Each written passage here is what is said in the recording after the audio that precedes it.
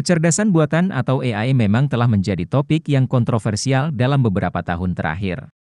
Beberapa orang berpendapat bahwa AI dapat mengancam fitrah manusia, yang merujuk pada sifat-sifat dasar atau hakikat manusia.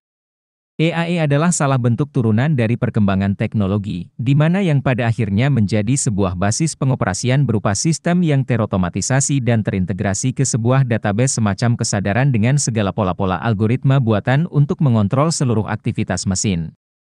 Dari sinilah isu munculnya kontroversi bahwa AI memiliki kesadaran, atau memang AI itu sendirilah merupakan kesadaran rancangan.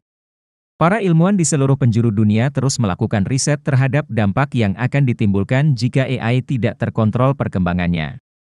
Akan tetapi, membahas persoalan ini sangatlah rumit jika dikaitkan dengan esensi nilai-nilai fitrah yang ada pada manusia.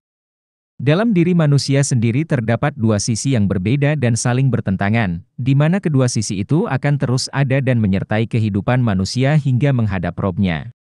Dari dua sisi itu, mana yang akan menang, maka itulah yang akan menjadi penentu nasib manusia di akhirat kelak.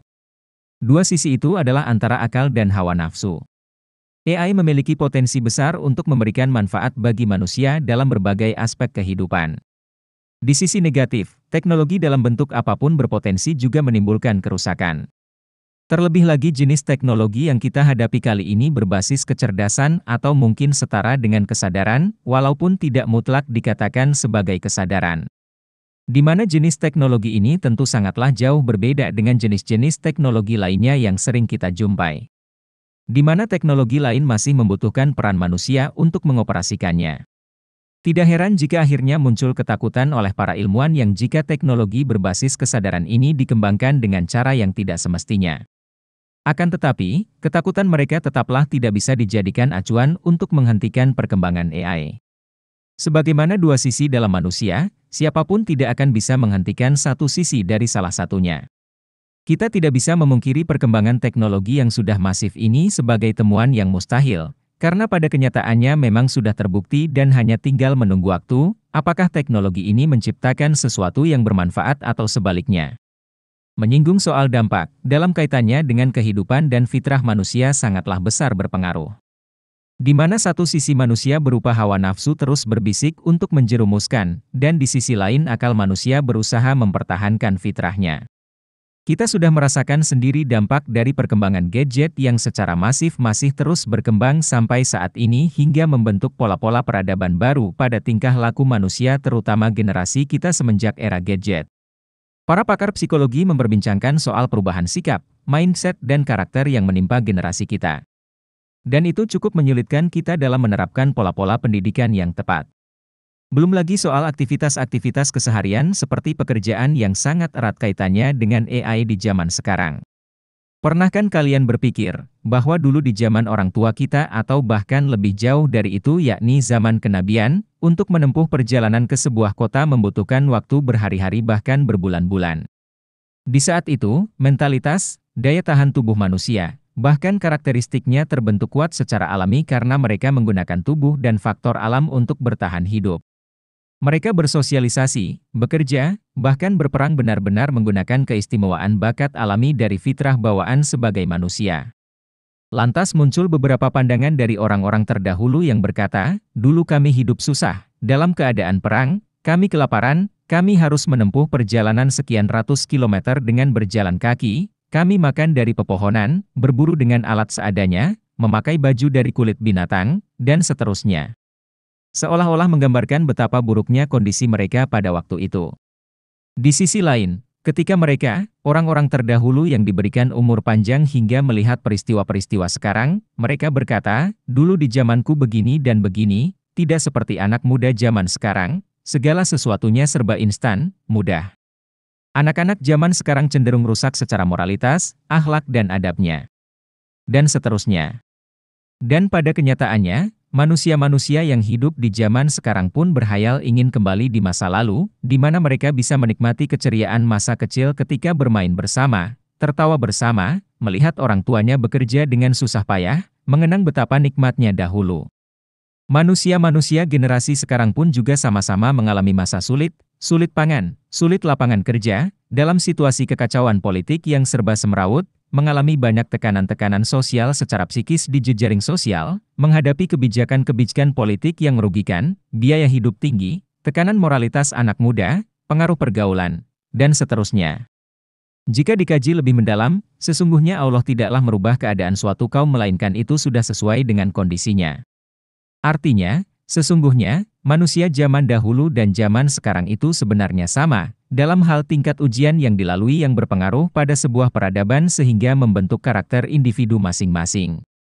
Kita tidak memiliki alasan yang tepat untuk mengatakan dahulu lebih baik dari yang sekarang, atau sebaliknya, terlebih disebabkan dengan adanya perkembangan teknologi, walaupun memiliki peran penting dalam perubahan.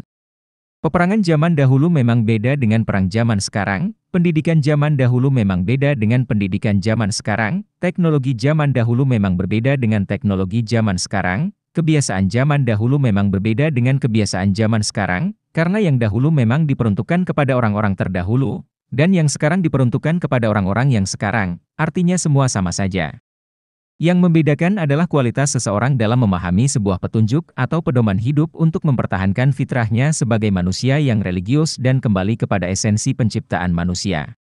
Dari sinilah muncul berbagai macam kerusakan-kerusakan di muka bumi, di darat dan di laut yang pada dasarnya disebabkan oleh manusia itu sendiri yang semakin jauh dari fitrah dan nilai-nilai ketuhanan, serta menolak takdir. Mereka menciptakan teknologi sedemikian hebat dengan berbagai macam model kecerdasan buatan bukan untuk menunjukkan kebesaran Allah dan menerima konsekuensi takdir, akan tetapi lebih terobsesi pada bagaimana cara menguasai dunia, membuat sistem tandingan untuk melawan takdir.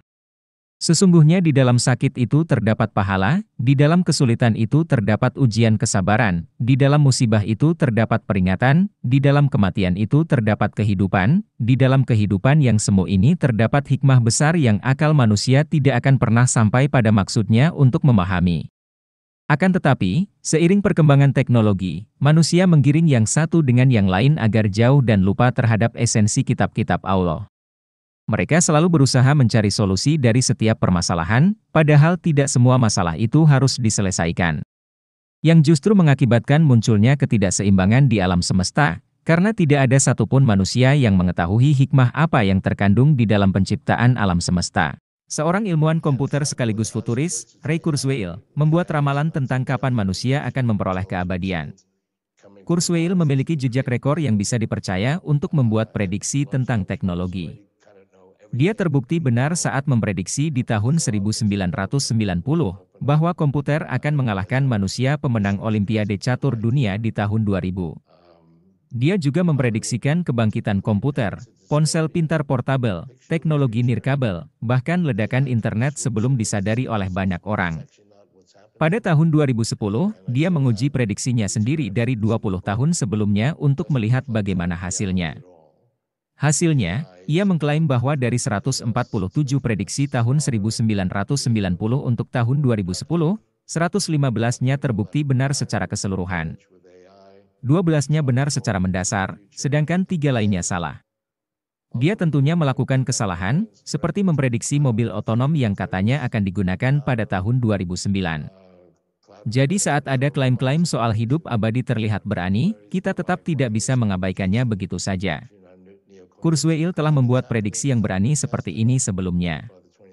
2029 merupakan tanggal konsisten yang aku prediksikan soal kapan AI akan lulus uji Turing dan memperoleh level kecerdasan manusia, ujar Kurzweil seperti dikutip detik.net dari EFL Science, Minggu, 15 Oktober 2023.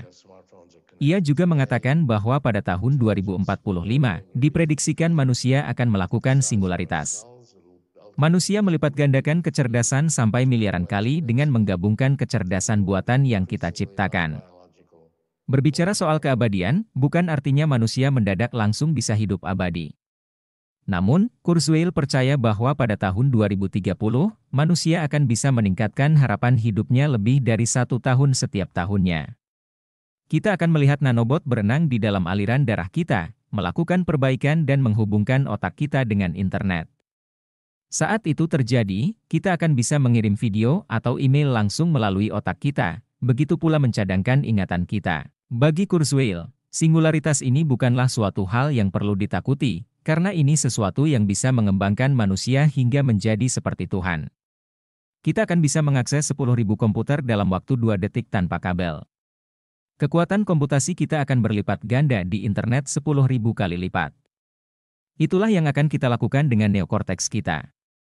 Nanobot telah digunakan untuk mengirimkan muatan obat ke dalam tumor otak, tapi tanpa perkembangan yang signifikan dalam beberapa tahun ke depan, akan sulit untuk melihat bagaimana kita bisa mencapai titik itu dalam waktu 7 tahun. Komputer otak antarmuka telah berkembang secara signifikan. Pasien yang tak sadarkan diri menjadi mungkin untuk berkomunikasi menggunakan pikiran mereka. Sementara itu, kita masih jauh dari masa depan yang dideskripsikan Kurzweil bila interaksi antara manusia dan AI masih menggunakan cara kuno. Tinggal masalah waktu untuk membuktikan kebenaran prediksi Kurzweil. AI sebenarnya merupakan istilah yang sangat luas dan terbagi menjadi 2 jenis, yaitu Artificial Narrow Intelligence, ANI, dan Artificial General Intelligence, AGI. Sejauh ini, ANI merupakan satu-satunya tipe AI yang telah berhasil direalisasikan. Sesuai namanya, ANI fokus pada satu tugas, seperti voice assistance, facial recognition, mengendarai mobil, dan lain sebagainya. Dalam 1 dekade terakhir, ada beberapa terobosan di bidang narrow AI. Contohnya, kini ada AI yang bisa digunakan untuk mendiagnosa kanker. Selain itu, juga ada narrow AI yang digunakan oleh banyak orang dalam kehidupan sehari-hari, seperti Alexa dari Amazon, Cortana buatan Microsoft, dan Siri dari Apple. Teknologi self-driving car yang dibanggakan oleh Tesla juga masuk dalam kategori ANI. Sedangkan Artificial General Intelligence, AGI, merupakan AI yang memiliki kecerdasan seperti manusia dan dapat memahami segala sesuatu di sekitarnya layaknya manusia.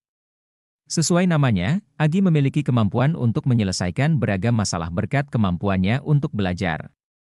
Walau sejumlah akademisi terlihat pesimistis akan kemunculan AGI, tetap ada peneliti dan akademisi yang percaya, teknologi AGI akan bisa dicapai dalam waktu 10 tahun ke depan.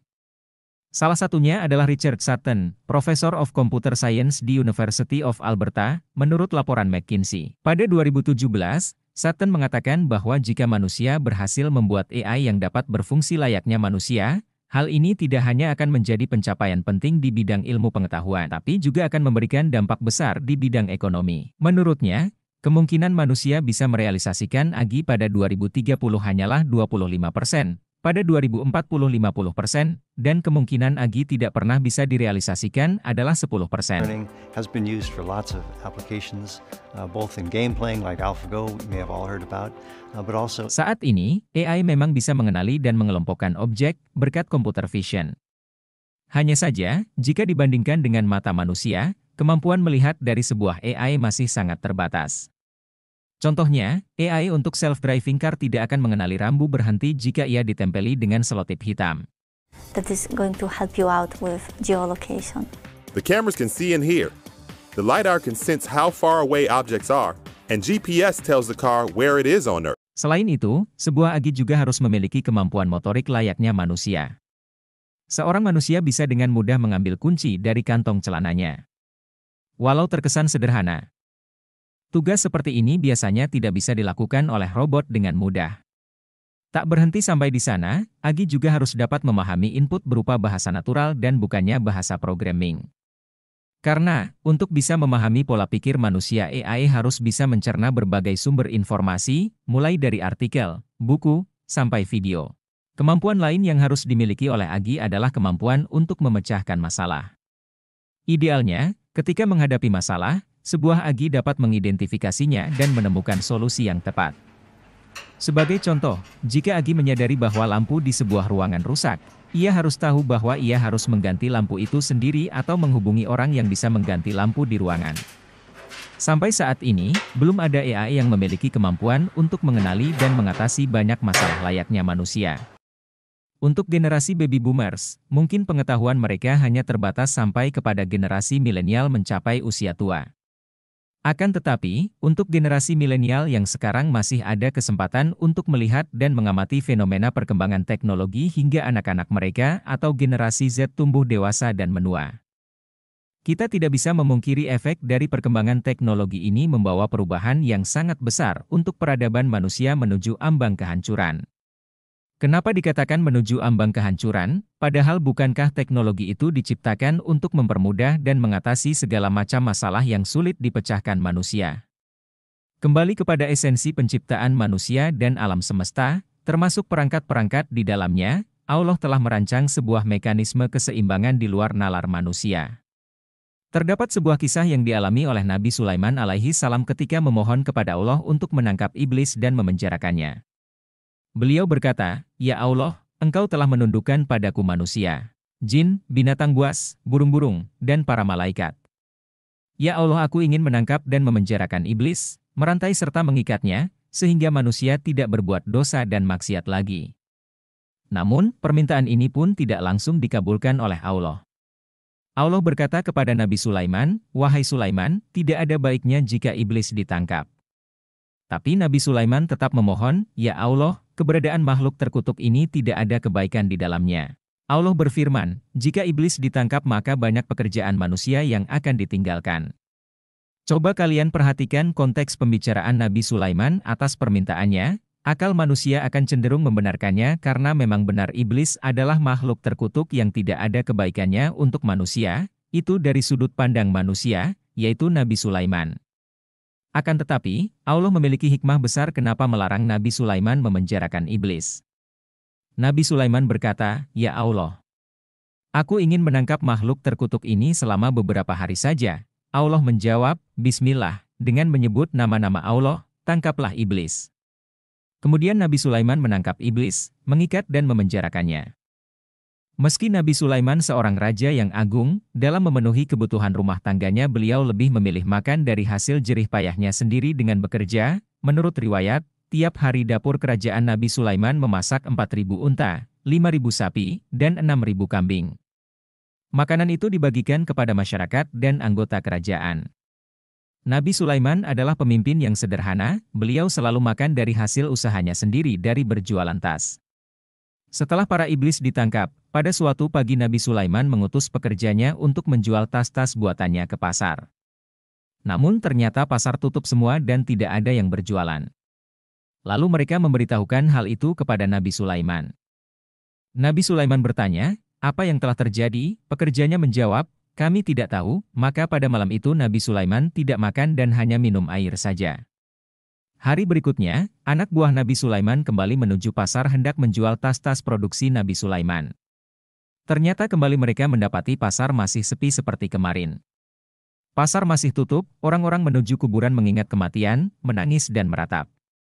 Mereka sibuk mempersiapkan bekal menuju ke akhirat tanpa memperdulikan lagi keindahan duniawi. Nabi Sulaiman heran dengan sikap masyarakat yang seperti itu lalu bertanya kepada Allah. "Ya Allah, apa yang sebenarnya telah terjadi? Kenapa orang-orang tidak bekerja mencari nafkah?" Lalu, Allah mewahyukan kepada Nabi Sulaiman, "Wahai Sulaiman, engkau telah menangkap para iblis sehingga akibatnya manusia tidak bergairah bekerja mencari nafkah. Bukankah sebelumnya telah aku katakan kepadamu bahwa menangkap iblis tidak mendatangkan kebaikan?" Setelah mendapat jawaban dari Allah, maka Nabi Sulaiman segera melepaskan iblis dari penjara. Keesokan harinya, orang-orang kembali ke pasar, mereka membuka kiosnya masing-masing. Orang-orang kembali bersemangat bekerja mencari harta dunia untuk makan dan memenuhi kebutuhannya. Video kali ini menyimpulkan bahwa keterkaitan perkembangan teknologi dengan perubahan peradaban manusia pada dasarnya tidaklah membawa kepada sesuatu yang merusak, jika manusia tetap menyadari tentang esensi penciptaan dan memiliki porsi yang pas untuk menerapkannya di segala aspek kehidupan. Akan tetapi, jika manusia lebih cenderung kepada hawa nafsunya dan tidak mampu menerapkan sesuai porsinya, terlebih lagi manusia ingin menciptakan kebaikan dan meniadakan keburukan dengan dasar kebenaran subjektif. Lebih parah lagi jika manusia ingin menolak takdir kematian atau takdir buruk, maka ini akan menjadi bencana besar yang mengarah pada kerusakan di muka bumi yang bersifat universal dan disebabkan oleh tangan-tangan manusia itu sendiri. Kita hanya berharap kepada mereka para penemu, peneliti, ilmuwan, bahkan manusia secara umum agar selalu menempatkan tujuannya pada dasar niat yang benar. Dan kita sebagai pengguna teknologi, seyogianya menggunakan perangkat-perangkat yang ada untuk menunjang aktivitas-aktivitas ibadah. Sampai bertemu di video selanjutnya dan sehat selalu.